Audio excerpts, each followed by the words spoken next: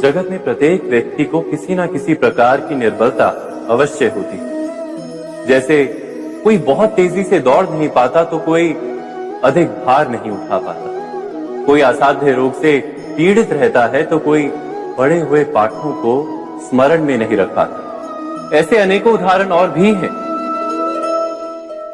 क्या आप किसी ऐसे व्यक्ति को जानते हैं जिसे सब कुछ प्राप्त हो और हम जीवन की उस एक निर्बलता को जीवन का केंद्र मानकर जीते हैं? इस कारणवश हृदय में दुख और असंतोष रहता है सदा। निर्बलता मनुष्य को जन्म से अथवा संजोग से प्राप्त होती है, किंतु उस निर्बलता को मनुष्य का मन अपनी मर्यादा बना लेता है। किंतु कुछ व्यक्ति ऐसे भी होते हैं जो अपने पुरुषार्थ और श्रम से उस निर्बलता को पराजित कर देते हैं। क्या भेद है उनमें और अन्य लोगों में? क्या आपने कभी विचार किया है? सरल सा उत्तर है इसका। जो व्यक्ति निर्बलता से पराजित नहीं होता, जो पुरुषार्थ करने का साहस रखता है हृदय में, वो निर्बलता को पार कर जाता है। अर्थात निर्बलता अवश्य ईश्वर देता है, किंतु मर्यादा मनुष्य का मन ही निर्मित करता है। स्वयं विचार कीजिए।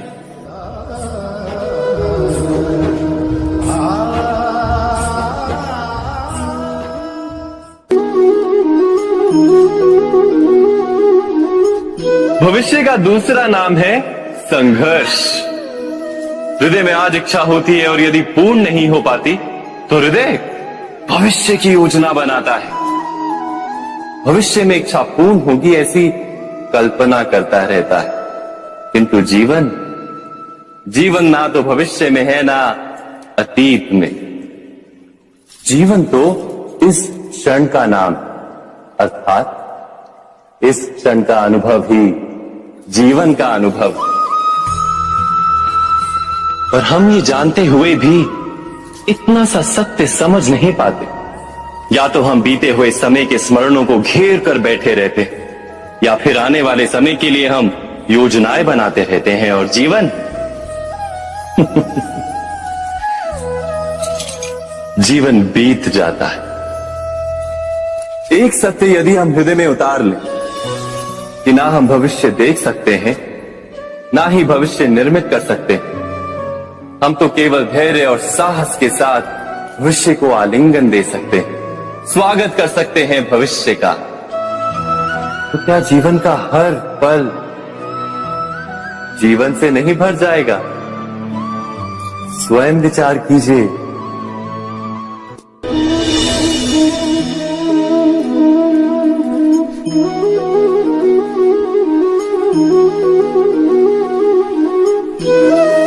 ज्ञान प्राप्ति सदा ही समर्पण से होती है, यह हम सब जानते हैं। किंतु समर्पण का वास्तविक महत्व क्या है? क्या हमने कभी विचार किया? मनुष्य का मन सदा ही ज्ञान प्राप्ति में विभिन्न बाधाओं को उत्पन्न करता है। कभी किसी अन्य विद्यार्थी से ईर्ष्या हो जाती है, कभी पढ़ाए हुए पाठों पर संदेह जमता है और कभी गुरु द्वारा दिया गया दंड मन को अहंकार से भर देता है। नहीं, क्या ऐसा नहीं होता? न जाने कैसे कैसे विचार मन को भटकाते हैं और मन की इसी अयोग्य स्थिति के कारण हम ज्ञान प्राप्त नहीं कर पाते।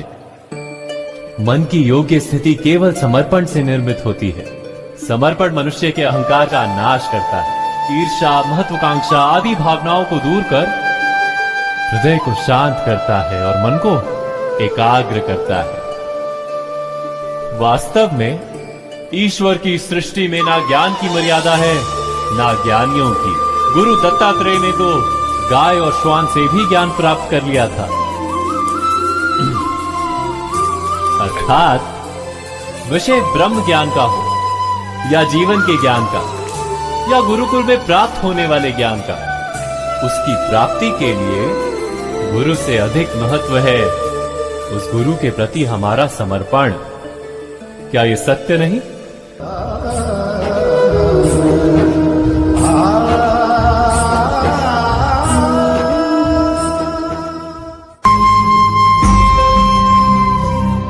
प्रत्येक मनुष्य के जीवन में ऐसा क्षण अवश्य आता है जब सारे स्वप्न, सारी आशाएं, सारे दृश्य ध्वस्त हो जाते हैं।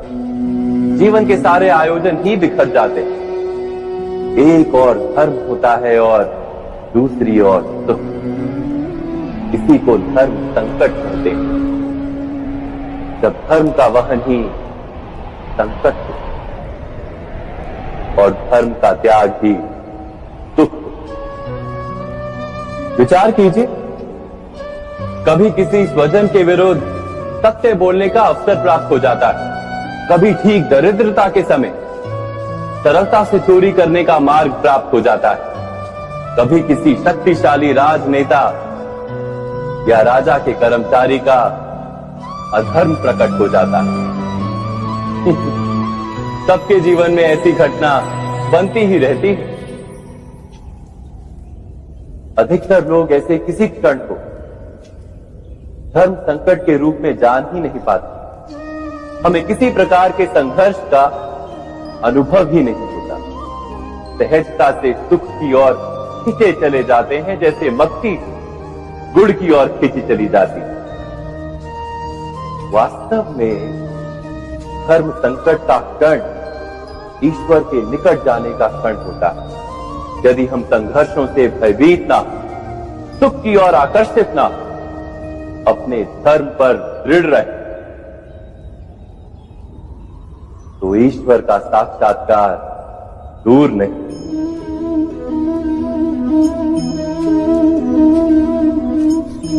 पवन से युद्ध करने वाला पत्ता यदि पेड़ से गिरता है तो भी आकाश की ओर उठता है।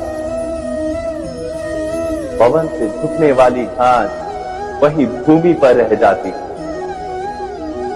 अर्थात धर्म संकट से यदि हम संकट को ही टाल दें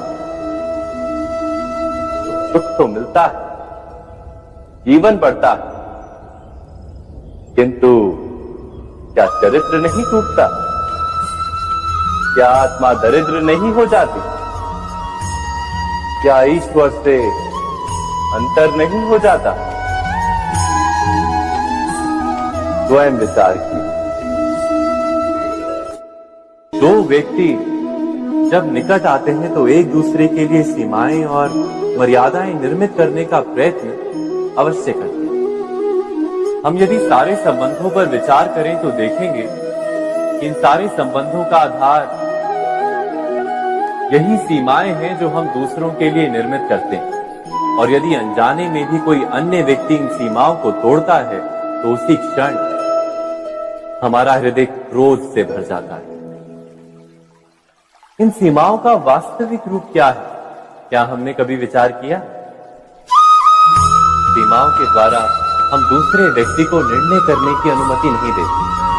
अपना निर्णय उस व्यक्ति पर थोपते हैं, अर्थात किसी की स्वतंत्रता का अस्वीकार करते हैं। और जब स्वतंत्रता का अस्वीकार किया जाता है तो उसका हृदय दुख से भर जाता है। और जब वो सीमाओं को तोड़ता है तो हमारा हृदय क्रोध से भर जाता है। क्या ऐसा नहीं होता?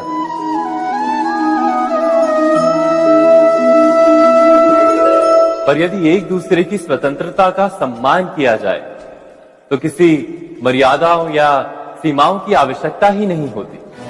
अर्थात जिस प्रकार स्वीकार किसी संबंध का देह है, क्या वैसे ही स्वतंत्रता किसी संबंध की आत्मा नहीं? स्वयं विचार कीजिए। सबके जीवन में ऐसा प्रसंग अवश्य आता है कि सत्य कहने का निश्चय होता है हृदय में, किंतु मुख से सत्य निकल नहीं पाता। कोई भय मन को घेर लेता है। किसी घटना अथवा प्रसंग के बारे में बात करना या फिर स्वयं से कोई भूल हो जाए उसके बारे में कुछ बोलना, क्या ये सत्य है? नहीं। ये तो केवल तथ्य है, अर्थात जैसा हुआ था वैसा केवल बोल देना सामान्य सी बात है। किंतु कभी कभी उस तथ्य को बोलते हुए भी भय लगता है। कदाचित किसी दूसरे की भावनाओं का विचार आता है मन, दूसरे को दुख होगा ये भय भी शब्दों को रोकता है। तो ये सत्य क्या है? क्या हमने कभी विचार किया है? जब भय रहते हुए भी कोई तथ्य बोलता है तो वो सत्य कहलाता है। वास्तव में सत्य कुछ और नहीं, केवल निर्भयता का दूसरा नाम है। और निर्भय होने का कोई समय नहीं होता, क्योंकि निर्भयता आत्मा का स्वभाव है। अर्थात क्या प्रत्येक क्षण सत्य बोलने का क्षण नहीं होता?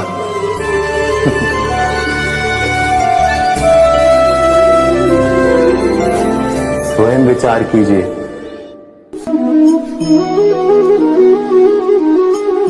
श्रेष्ठता का क्या अर्थ है? श्रेष्ठता का अर्थ है दूसरों से अधिक ज्ञान प्राप्त करना।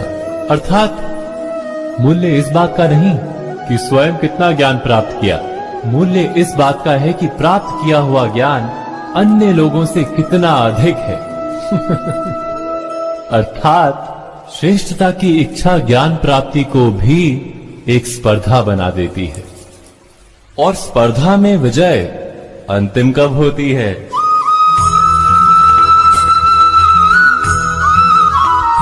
कुछ समय के लिए तो श्रेष्ठ बना जा सकता है, किंतु सदा के लिए कोई श्रेष्ठ नहीं रह पाता। फिर वही असंतोष, पीड़ा और संघर्ष जन्म लेता है। किंतु श्रेष्ठ बनने के बदले यदि उत्तम बनने का प्रयत्न करें तो क्या होगा? उत्तम का अर्थ है कि जितना प्राप्त करने योग्य है वो सब प्राप्त करना, किसी से अधिक पाने की इच्छा से नहीं, मात्र आत्मा की तृप्ति हेतु कुछ प्राप्त करना। उत्तम के मार्ग पर किसी अन्य से स्पर्धा नहीं होती, स्वयं अपने आप से स्पर्धा होती है। अर्थात उत्तम बनने का प्रयत्न करने वाले को देर अबेर सारा ज्ञान प्राप्त हो जाता है, बिना प्रयत्न के ही वो श्रेष्ठ बन जाता है। किंतु जो श्रेष्ठ बनने का प्रयत्न करता है वो श्रेष्ठ बने या ना बने, उत्तम कभी नहीं बन पाता।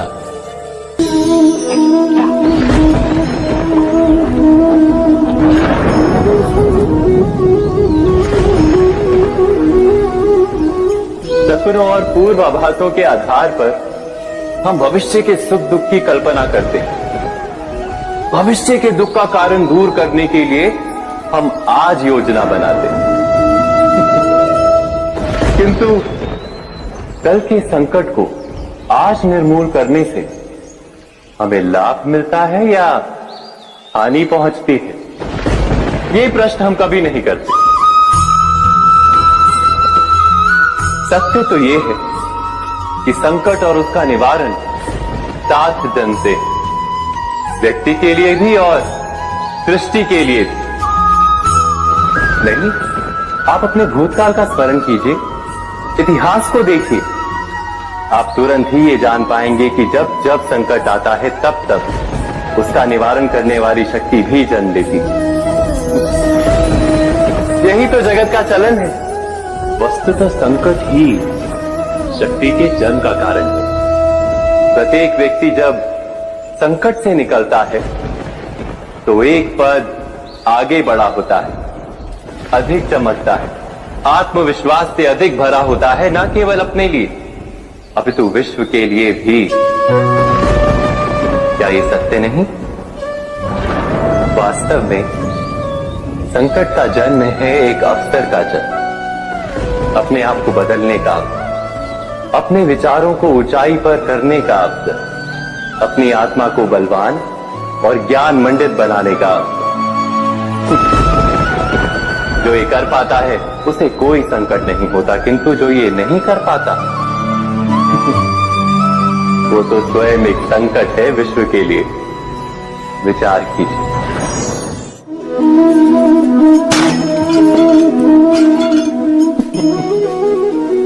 विचार कीजिए।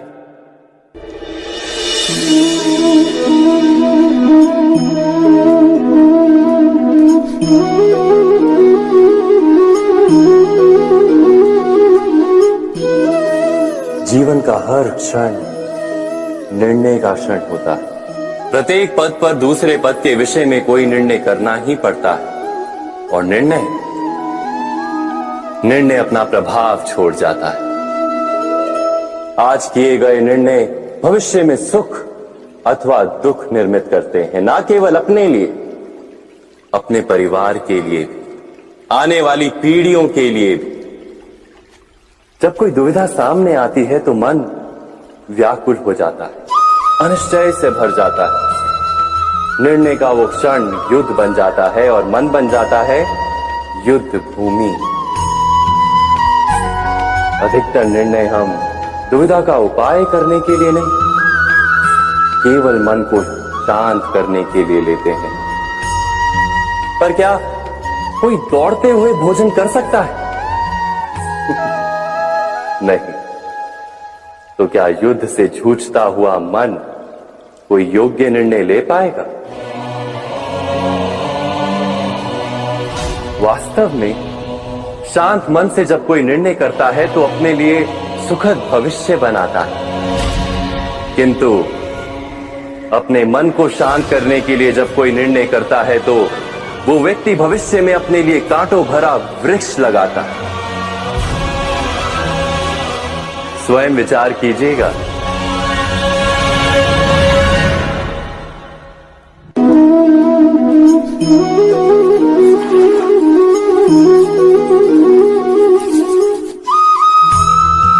जीवन में आने वाले संघर्षों के लिए जब मनुष्य स्वयं को योग्य नहीं मानता, जब उसे अपने ही बल पर विश्वास नहीं रहता, तब वो सद्गुणों को त्याग कर दुर्गुणों को अपनाता है।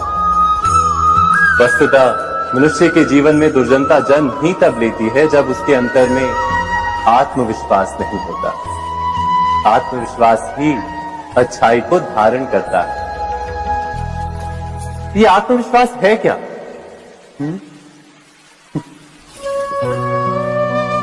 जब मनुष्य ये मानता है कि जीवन का संघर्ष उसे दुर्बल बनाता है, तो उसे अपने ऊपर विश्वास नहीं रहता। वो संघर्ष के पार जाने के बदले संघर्ष से छूटने के उपाय ढूंढने लगता है। किंतु जब वो ये समझता है कि ये संघर्ष उसे अधिक शक्तिशाली बनाते, ठीक जैसे व्यायाम करने से देह की शक्ति बढ़ती, तो प्रत्येक संघर्ष के साथ उसका उत्साह बढ़ता है। अर्थात आत्मविश्वास और कुछ भी नहीं, मन की स्थिति, जीवन को देखने का दृष्टिकोण मात्र है। और जीवन का दृष्टिकोण तो मनुष्य के अपने वश में होता है। स्वयं विचार कीजिए।